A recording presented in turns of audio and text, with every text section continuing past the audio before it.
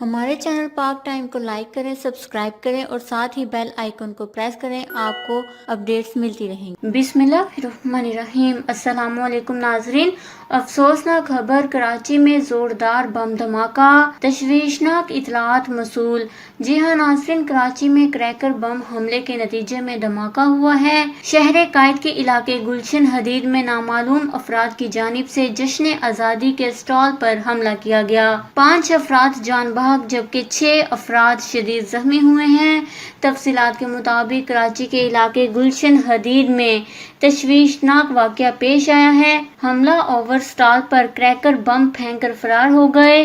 حملے کے نتیجے میں اسٹال پر دھماکہ ہوا جس کی زد میں آ کر 5 افراد جان بحق جبکہ 6 افراد شدید زخمی ہوئے ہیں۔ زخمیوں کو فوری ہسپتال منتقل کر دیا گیا ہے جہاں انہیں طبی سہولیات فراہم کی جا رہی ہیں، جبکہ سیکورٹی فورسز کی جانب سے جائے وقوع کو گھیرے میں لے لیا گیا ہے۔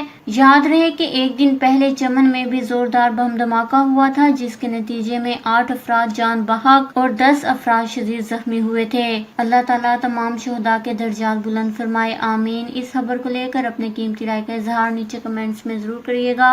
ہمارے چینل کو سبسکرائب کریں، آپ کو لیٹسٹ اپڈیٹس ملتی رہیں گی۔